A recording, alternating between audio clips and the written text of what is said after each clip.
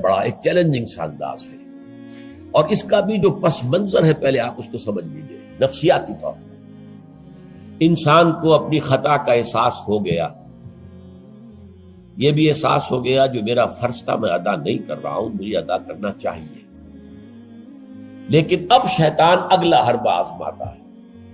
دیکھو ابھی فلاں کام پڑا ہے، ابھی فلاں کام ہے، ابھی بیٹیوں کے ہاتھ گیلے کرنے ہیں، ابھی یہ کرنا ہے، ابھی بچے تمہارے چھوٹے ہیں، ابھی تمہارے بیٹوں کی تعلیم کا مرحلہ ہے، میاں ہو جانا ٹھیک، بعد میں سارے تقاضے مطالبے پورے کر لینا، پہلے یہ ذمہ داریاں تو پوری کرو۔ یہ حقوق العباد ہے بھائی، حقوق اللہ سے بڑھ کر ہے، یہ حقوق العباد ہے، اس کے لیے لگے رہو، پوری اپنی توانائیاں قوتیں صرف کرو، مال بناؤ، پیسہ کماؤ، تاکہ یہ ساری ذمہ داریاں ادا ہوتے رہنا۔ بعد میں ٹھیک ہے ذرا فراغت حاصل ہو جائے، پھر تم سب اپنے آپ کو، اپنی پوری توانائیوں کو، اپنے پورے وقت کو اللہ کے لیے لگا دینا۔ یہ ہے تاخیر اور تعویق، اس کا حربہ شیطان کا، یہ سب سے بڑا۔ کر لیں گے بھائی، کر لیں گے، کوئی نہیں، ابھی ذرا جلدی نہیں، ابھی فلاں کام ہے، فلاں فرائض ہے، فلاں ذمہ داریاں ہیں، ذرا ان سے نمٹ لوں، پر اگر میں ریٹائر ہو جاؤں سروس سے تو پھر میں سارا اپنے آپ کو لگا دوں گا۔ وہ ریٹائرمنٹ کرتے ہیں اس وقت جب آپ کے اندر رہتا ہی کچھ نہیں، اگر آپ کے اندر کچھ رہ جائے تو وہ چھوڑیں گے آپ کو، وہ ساری توانائیاں تو گئی، اب تو آپ کھوکھلا ایک ڈھانچہ لیے پھر رہے ہیں، آپ کے اندر صلاحیت اور قوت کہاں ہے اب؟ لہذا یہ سارے دھوکے شیطان کے ہیں۔ اس میں ایک چیلنجنگ انداز میں علم یعنی وقت آیا نہیں ہے ابھی اہل ایمان کے لیے، کس چیز کا انتظار کر رہا ہے؟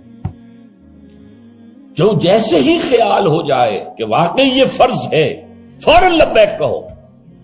تم نے اگر کسی بھی پہلو سے تاخیر اور تعویق کا راستہ اختیار کیا تو یہ شیطان کے پھندے میں گرفتار ہونے کا وہ راستہ ہے اصل میں۔ وہ شیطان پھر چھوڑے گا نہیں، پھر وہ اسے آپ کو اپنے فتراک کا نخچیر بنا لے گا، اپنے تھیلے میں شکار کی حیثیت سے، جیسے کہ آپ تیتر بار کے تھیلے میں ڈال لیتے ہیں شکار کر کے، اس کے فتراک کے نخچیر بن کر رہ جاؤ گے، پھر آگے نکل نہیں سکو گے۔ یہ تاخیر اور تعویق جو ہے، یہی ہوا تھا غزوہ تبوک میں۔ حضرت کعب ابن مالک رضی اللہ تعالیٰ عنہ نے، وہ بھی ان 3 صحابہ میں سے تھے جو سچے صادق الایمان صحابہ تھے، لیکن غزوہ تبوک میں نہیں گئے۔ حضور نے واپس آ کے جو لوگ نہیں گئے تھے ان سے جواب طلبی کی،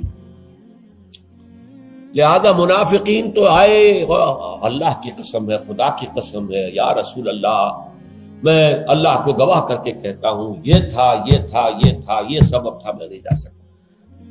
حضور فرماتے تھے مسکراتے، اچھا جائیے تشریف لے جائیں، کوئی پکڑ نہیں۔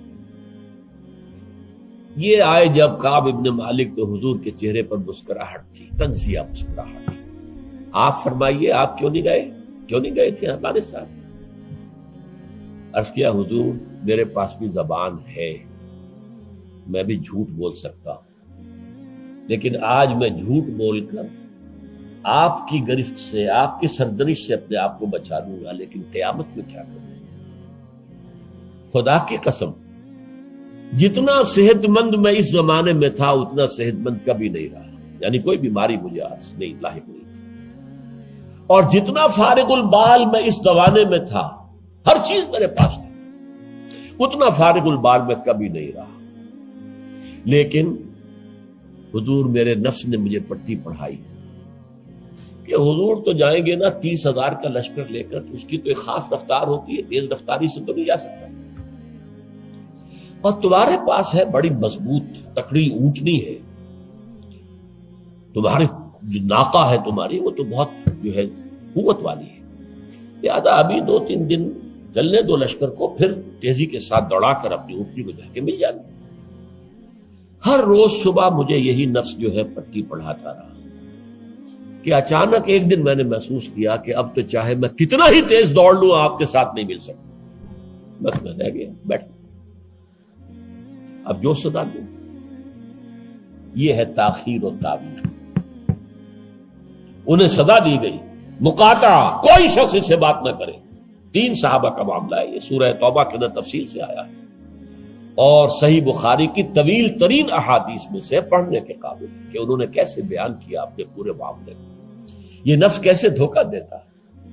ابھی چند دن اور مدینے کے اندر اپنے نخلستان کی ٹھنڈی چھاؤں کے اندر آرام کر لو، چند دن اور، بھائی جانا ہے، بہت دور جانا ہے، تبوک جانا ہے، کوئی یہ 2 دن میں تو نہیں پہنچ جائیں گے حضور، پھر دوڑ کر پکڑ لینا، ساتھ چل مل جانا۔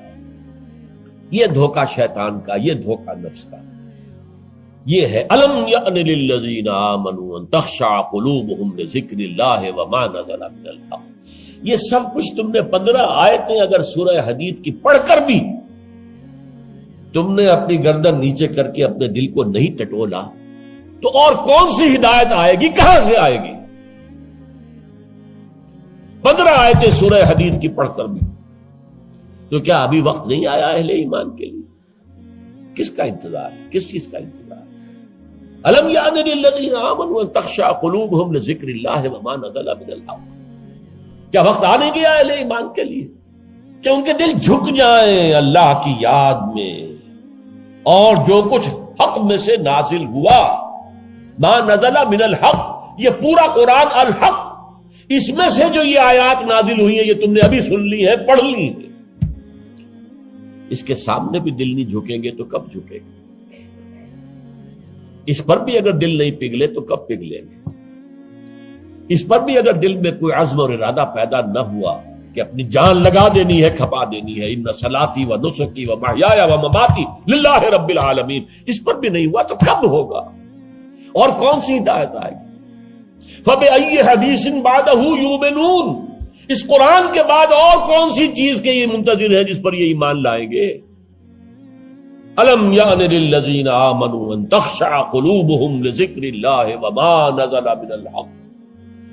اور جیسا کہ میں نے تمہیدی جو میرا بیان تھا ان صورتوں کے بارے میں، اس میں عرض کیا تھا ان میں اہل کتاب سے خطاب نہیں ہے، اہل کتاب کو نشان عبرت کے طور پر پیش کیا گیا۔ دیکھو مسلمانوں، تم سے پہلے بھی ایک امت تھی، معمولی امت نہیں تھی، وہ امت جسے قرآن سند دے رہا ہے 2 دفعہ سورہ بقرہ کے اندر صرف، یا بنی اسرائیل اذکروا نعمتی التی انعمت علیکم وانی فضلتکم علی العالمین، اے بنی اسرائیل یاد کرو میرے اس احسان کو جو تم پر ہوا، میں نے تمہیں تمام جہان والوں پر فضیلت دی تھی۔ وہ قوم، وہ امت، امت موسیٰ، اس امت کو کتنی کتابیں دی گئی، تورات انہیں دی گئی، زبور انہیں دی گئی، انجیل انہیں دی گئی، امت تو ایک ہی ہے۔ یہ حضرت مریم اسرائیلی نہیں تھی کیا؟ تو چاہے باپ حضرت عیسیٰ کا کوئی نہیں ہے لیکن وہ حضرت مریم کے بیٹے ہیں، اسرائیلی، یہ اسرائیلی نبوت ہے جو چلی آ رہی ہے، حضرت موسیٰ اور ہارون سے شروع ہوئی ہے 1400 برس قبل، اور حضرت عیسیٰ اور یحییٰ پر آ کر ختم ہوئی ہے۔ یہ سلسلہ نبوت کا، سینکڑوں نبی آ گئے 1400 برس میں، تو آپ اندازہ کیجئے اتنی بڑی امت، لیکن اس کا حال کیا ہوا؟ وَلَا يَكُونُوا، دیکھو نہ ہو جائیں یہ اہل ایمان بھی كَالَّذِينَ أُوتُوا الْكِتَابَ مِن قَبْلُ، ان لوگوں کے مانند جن کو کہ کتاب دی گئی تھی ان سے پہلے، فَطَالَ عَلَيْهِمُ الْأَمَدُ، تو جب ان پر ایک طویل مدت گزر گئی، فَقَسَتْ قُلُوبُهُمْ، تو ان کے دل سخت ہو گئے۔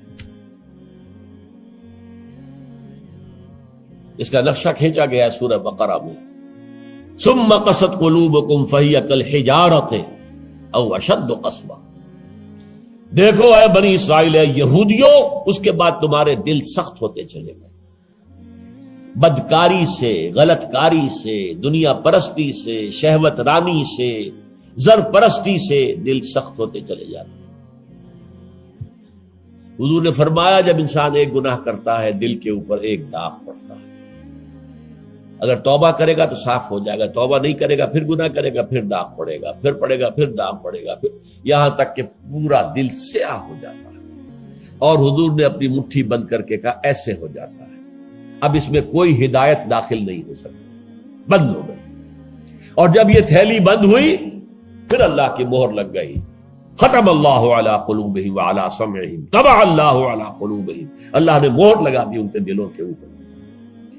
یہ مرحلہ آتا ہے کہ جب کہ فرمایا اب تمہارے دل پتھروں کے مانند، بلکہ او اشد قسوہ، پتھروں سے بھی زیادہ، فَإِنَّ مِنَ الْحِجَارَةِ لَمَا يَتَفَجَّرُ مِنْهُ الْأَنْهَارُ، پتھر تو ایسے بھی ہوتے ہیں جن میں سے چشمے پھوٹ بہتے ہیں.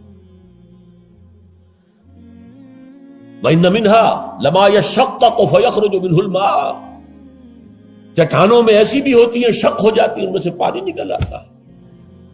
وَإِنَّ مِنْهَا لَمَا يَهْبِطُ مِنْ خَشْيَةِ اللَّهِ، چٹانیں ایسی بھی ہوتی ہیں اللہ کے خوف سے گر پڑتی ہیں. وَمَا اللَّهُ بِغَافِلٍ عَمَّا تَعْمَلُونَ، تمہارے دل ان سے بھی سخت ہو چکے ہیں اور اللہ بے خبر نہیں ہے اس سے کہ جو تم کر رہے ہیں. آج اس امت پر بھی تو 1400 برس گزر گئے،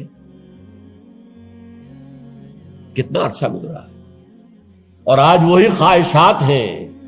ہم تو امت محمد میں ہیں صلی اللہ علیہ وسلم، وہ تو شافع محشر ہے، وہ تو ہر امتی کو بخشوا لیں گے تب جا کر راضی ہوں گے. اللہ راضی کرے گا انہیں، وہ راضی اسی وقت ہوں گے جب ہر امتی کو بخشوا لیں گے. سیاں بے کوتوال اب ڈر کاہے کا؟ جب ہمارے سیاں ہمارے شوہر کہہ لے کوتوال بن گئے تو مجھے کس کا ڈر ہے؟ کوتوال ہی کا ڈر ہوتا ہے نا کہ وہ پکڑے گا. سیاں بے کوتوال اب ڈر کاہے کا؟ یہ ہے وہ چیز امانی، دل کا امانی سیغفر لنا، ہمیں تو بخش دیا جائے گا، ہماری تو شفاعت ہو جائے گی. بھائی کچھ بھی ہے، ہم کلمہ گو تو ہیں، کچھ بھی ہے، محمد کے نام لیوا تو ہیں صلی اللہ علیہ وسلم. لیکن یہ قرآن مجید میں یہی ان کا قول نقل کیا گیا تھا. یہود نے کہا تھا نحن ابناء اللہ واحباؤہ، ہم تو اللہ کے بیٹوں کے مانند ہیں، اس میں بڑے چہیتے ہیں. تو اللہ نے کیا جواب دیا؟ فلما یعذبکم بذنوبکم، پھر اللہ تمہیں سزائیں کیوں دیتا رہا ہے؟ یہ نبوکدنضر کے ہاتھوں تمہیں کیوں پٹوایا؟ ہیکل سلیمانی کیوں برباد کروایا؟ یہ تم 100 برس تک اسیری میں رہے، بیبیلونیا میں، بابل میں، عراق میں، کیوں؟ تمہارا دوسرا جو تھا ہیکل بنایا تم نے، وہ بھی سن 70 میں گروا دیا ٹائٹس کے ہاتھوں. 1,33,000 ایک دن میں قتل کیے اس نے، ٹائٹس نے 1,33,000 یہودی یروشلم کے اندر ایک دن میں قتل کیے. اندازہ کیے پچھلی صدی میں 60 لاکھ یہودی جرمنوں نے ختم کیے. 6 ملین. اور ان کو اب بھی یہی کر رہا ہے we are the chosen people of the Lord, ہم تو اللہ کے پسندیدہ بندے ہیں. یہی حال اس امت کا ہے. ہسپانیہ سے ایسے نکالے گئے کہ ایک بچہ تک نہیں بچا. تاتاریوں کے ہاتھوں کروڑ قتل ہوئے. یہ سب کچھ تمہارے ساتھ ہوا کہ نہیں؟ کروسیڈرز کے ہاتھوں تمہاری پٹائی کم ہوئی تھی؟ 88 برس تک بیت المقدس عیسائیوں کے قبضے میں رہا تھا کہ نہیں؟ تو غور کیجئے، دلوں کو نرم کیجئے، اور دلوں کو نرم کرنے کا ذریعہ بھی قرآن ہے. یا ایھا الناس قد جاءتکم موعظۃ من ربکم، موعظہ واعظ کہتے ہیں اس کو جو دل کو نرم کرے، اس میں رقت پیدا کر دے. رقیق کہتے ہیں پتلی شے کو، رقیق مادہ، رقیق مادہ. دل سخت ہو جائے اسے نرم کرنے کی ضرورت ہے. اس کے لیے واعظ بھی سب سے بڑا قرآن. الم یان للذین آمنوا ان تخشع قلوبهم لذکر اللہ وما نزل من الحق ولا یکونوا کالذین اوتوا الکتاب من قبل، تمہارے سامنے موجود ہے. فطال علیہم الامد، پھر ان پر ایک مدت جب گزر گئی، فقست قلوبهم، تو ان کے دل سخت ہو. البتہ یہاں ایک واقعہ میں اور عرض کر دوں. ایک دل کی سختی وہ تھی جو یہودیوں کی ہو گئی تھی، یا ہم میں سے بھی بہت سو کی ہو چکی ہے. لیکن ایک اور دل کی سختی بھی ہوتی ہے، وہ اپنے احساس کی شدت کی بنا پر. یہ معاملہ حضرت ابوبکر کے ساتھ پیش آیا رضی اللہ تعالی. ان کے عہد خلافت میں ایک وفد آیا باہر سے. انہیں جب قرآن کی آیات سنائی گئی تو ان کی آنکھوں سے آنسو بہ نکلے. حضرت ابوبکر نے فرمایا ہاکذا کنا حتی قست القلوب، ایسے ہی ہم بھی ہوتے تھے، قرآن سنتے ہی، قرآن پڑھتے ہوئے ہمارے آنکھوں سے آنسو جاری ہو جایا کرتے، یہاں تک کہ ہمارے دل سخت ہو گئے. معاذ اللہ معاذ اللہ، یہ شدت احساس ہے۔ یقیناً یہ ہوتا ہے جب آدمی عادی ہو جاتا ہے تو وہ کیفیت نہیں رہتی۔ میں نے اللہ کے فضل و کرم سے 6 حج کیے، لیکن جو کیفیت پہلے حج کی تھی وہ پھر کبھی نصیب نہیں ہوئی۔ ویسے بھی یہ تھا کہ اس وقت تک ابھی اتنا ہجوم نہیں تھا۔ سن 62، اب آج سمجھیے 42 برس گزر چکے، تو اس وقت کا اور تھا معاملہ۔ اب جو ہے وہ ہجوم جو ہے وہ اس میں کبھی انسان کو وہ اپنے اندر جھانکنے کا، کہیں تنہائی میں بیٹھ کر یاد کرنے کا موقع نہیں ملتا، لیکن وہ تھا۔ لیکن ویسے بھی بات یہ ہے کہ ایک آدمی، اب جو لوگ وہاں رہتے ہیں مکے میں رہنے والے، ان میں سے اکثر کو ہم دیکھتے ہیں وہ خانہ کعبہ کا اس اصل چوکور گھر کا بھی کوئی ادب نہیں کرتے، وہ تو ہر وقت ان کی نگاہوں کے سامنے عادی ہو گئے۔ تو ایک شکل یہ ہوتی ہے کہ جو ایک تعامل کثرت کے ساتھ جب ایک بات ہو رہی ہو تو پھر اس کی وہ تاثیر نہیں رہتی۔ تو فرمایا فقست قلوب، حضرت ابو بکر کا بھی وہ احساس کی شدت جو تھی، جیسے حضور نے فرمایا انہ لیغان علی قلبی، میرے دل پر بھی کبھی کبھی حجاب سا طاری ہو جاتا ہے۔ معاذ اللہ، کیسا حجاب؟ اب اس حجاب کے لفظ سے دھوکہ نہ کھا جائیے کہیں۔ ایک حجاب میرا اور آپ کا ہے، ایک حجاب محمد رسول اللہ صلی اللہ علیہ وسلم، کہ وہ جو اللہ کی طرف توجہ کی انٹینسٹی ہے، انٹینسٹی اس میں تھوڑی سی کمی بھی ہو گئی تو اسے آپ حجاب سے تعبیر کریں۔ ہمیں تو وہ کیفیت ہی میسر نہیں ہو سکتی، لیکن اس انٹینسٹی کے اندر، یہ لفظ انٹینسٹی انگریزی کا بار بار بول رہا ہوں، اس کی شدت، لیکن شدت کے لفظ کے اندر جو ہے وہ اتنا مفہوم نہیں آتا جتنا انٹینسٹی کے لفظ میں۔ وہ انٹینسٹی جو ہے اس میں ذرا سی کمی ہوئی، حضور پریشان ہو گئے۔ وَإِنَّهُ لَيُغَانُ عَلَىٰ قَلْبِي وَإِنِّي لَأَسْتَغْفِرُ اللَّهَ 70 مرة فِي كُلِّ يَوْمٍ، اور ہر روز میں 70 مرتبہ استغفار کرتا ہوں اللہ کے نام۔ تو کیا آپ گناہ کرتے تھے؟ معاذ اللہ۔ یہ ذرا سی اس توجہ کی شدت میں، انٹینسٹی میں ذرا سی کمی ہوئی، اسے بھی آپ حجاب سے تعبیر کریں۔ تو یہی ہے مفہوم حضرت ابو بکر کے اس قول کا۔ لیکن ایک ہے قساوت قلبی، معصیت کی وجہ سے، دنیا پرستی کی وجہ سے، نفس پرستی کی وجہ سے، زر پرستی کی وجہ سے، شہرت پرستی کی وجہ سے، اقتدار پرستی کی وجہ سے، یہ پرستشیں جو ہے یہ جو دل کو سخت کرتی ہیں تو وہ پتھر اور چٹان سے زیادہ سخت ہو جاتا ہے۔ ثم قست قلوبکم فہی کالحجارۃ او اشد قسوۃ وان من الحجارۃ لما يتفجر منه الانہار وان منها لما يشقق فيخرج منه الماء وان منها لما يهبط من خشیۃ اللہ وما اللہ غافل عما تعملون وکثیر منهم فاسقون۔ اب ان میں سے اکثریت جو ہے وہ فاسقوں اور فاجروں پر مشتمل ہے۔ کیا یہی کیفیت آج کی مسلمان امت کی نہیں ہے؟ کیا عظیم اکثریت فساق و فجار پر مشتمل نہیں؟ کیا عظیم اکثریت حرام خور نہیں ہے؟ کیا عظیم اکثریت جھوٹی نہیں ہے؟ نفاق کی تینوں علامتیں، اذا حدث کذب وَإِذَا وَعَدَ أَخْلَفَ وَإِذَا اؤْتُمِنَ خَانَ۔ حضور نے فرمایا منافق کی 3 نشانیاں ہیں، جب بولے جھوٹ بولے، وعدہ کرے خلاف ورزی کرے، امین بنایا جائے، امانت رکھوائی جائے، خیانت کرے۔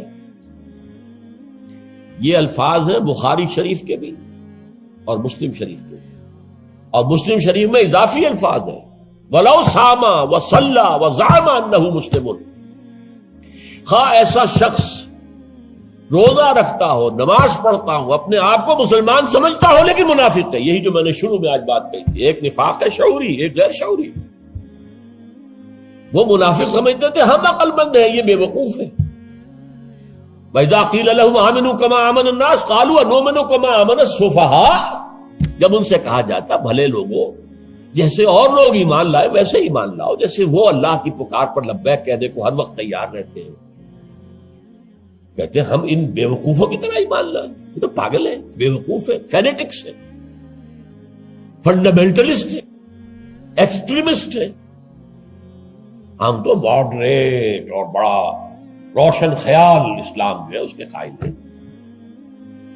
جب ان سے کہتا تھا فساد مت مچاؤ، کہتے تھے ہم تو مسلح ہیں بھائی، ہم تو چاہتے ہیں صلح. یہ محمد ہے صلی اللہ علیہ وسلم جنہوں نے یہ جنگ کا بازار گرم کر دیا. کیا ضرورت تھی؟ مکے میں 13 برس تبلیغ کرتے رہے، کوئی ہاتھ نہیں اٹھایا، یہی پروسیس جاری رہتا. خامخواہ یہ جنگ کا سلسلہ شروع کر دیا. کیا فائدہ؟ یہ بھی کہا جا سکتا ہے جس دشمن کو گڑ دے کر مارا جا سکتا ہے اسے زہر کا تو دینا ہے. بھائی تمہاری تعلیم اتنی اعلیٰ ہے، اتنی عمدہ ہے، فطرت کے مطابق ہے، پھیلاؤ. لیکن محمد کی سنت کچھ اور ہے، اسوہ محمدی کچھ اور ہے صلی اللہ علیہ وسلم. اس کے لیے منہج انقلاب نبوی میری کتاب کا مطالعہ کیا، تب پتہ چلے گا انقلاب کسے کہتے ہیں. اور یہ رسول انقلاب تھے صلی اللہ علیہ وسلم.